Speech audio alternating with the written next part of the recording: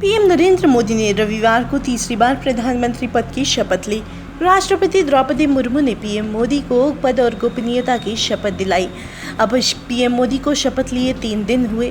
NDA सरकार को काम करते हुए मात्र 1 दिन हुए हैं।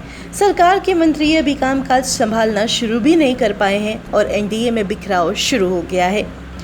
एनडीए में भाजपा के बाद 2 सबसे ज़्यादा सीटें हासिल करने वाली पार्टियां टीडीपी और जेडीयू ने स्पीकर पद और रेल मंत्रालय की मांग न पूरा होने को लेकर बगावत के संकेत दे रहे हैं। जी हाँ, दरअसल पहले तो चंद्रबाबू नायडू के नेतृत्व वाली तेलुगु देशम पार्टी यानी टीडीपी नरेंद्र मोदी सरकार में शामिल नहीं होना चाहती थी। अब शामिल हुई है तो पार्टी अब स्पीकर पद चाहती है। कहा जा रहा है कि पार्टी स्पीकर पद के बिना मानने को तैयार नहीं है, जिसकी वजह से सियासी खेमे में हलचल सी मची हुई है।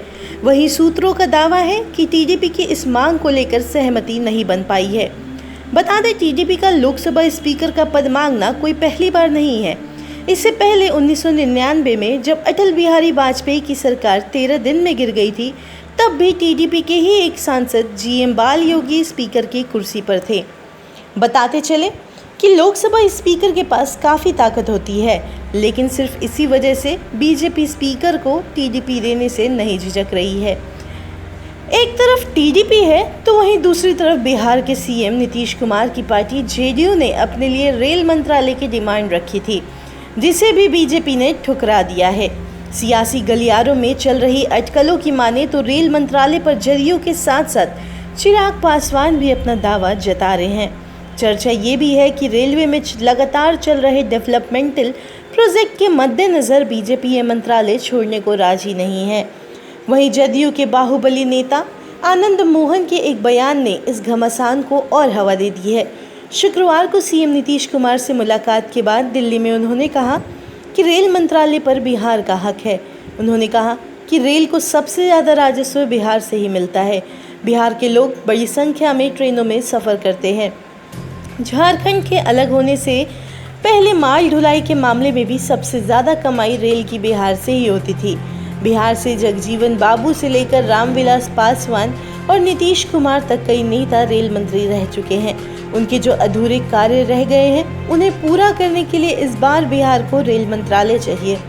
बताते चले कि बड़ी चर्चा रही कि रेल मंत्रालय जदयू को ही मिलेगा, लेकिन ऐसा नहीं हुआ। मालूम हो कि इस बार एनडीए में सहयोगी दलों की संख्या 14 है। सहयोगी दलों से 53 सांसद जीत कर आए हैं।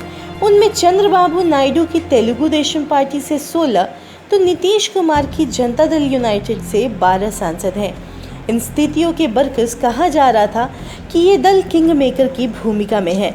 इसी वजह से मंत्रालय बंटवारे में भी उनकी मन की सुनी जाएगी।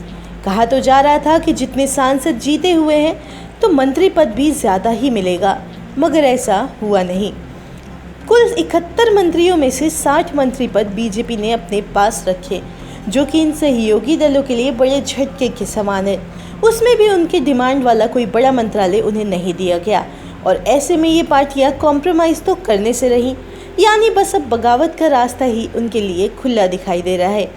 कुल मिलाकर सभी संकेतों को देखते हुए यह अंदाज़ा लगाया जा रहा है कि ये दल जल्द ही अपना समर्थन वापस ले लेंगे और भाजपा के दबाव में झुकेंगे नहीं।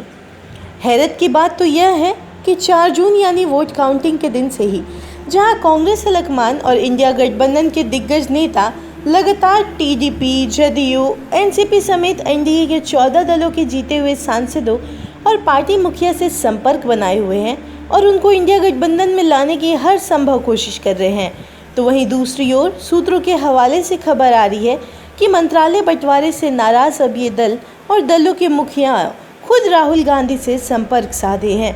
ऐसे में भले ही भाजपा ने एनडीए के सहयोगियों से धैर्य रखने और उनकी मांगों को सुनने का आश्वासन दिया है, लेकिन ये सभी अब उखड़ गए हैं। किंग मेकर नीतीश कुमार और चंद्रबाबू नायडू ने एक हाथ से समर्थन के बदले दूसरे हाथ से नई सरकार में अपने डिमांड्स की भारी भरकम लिस्ट जो थमाई थी, उसको जिस तरह से भाजपा द्वारा साइडलाइन किया गया है, ऐसे में नीतीश कुमार और चंद्रबाबू नायडू की नाराज़गी से बड़ा खेला होने के अनुमान है।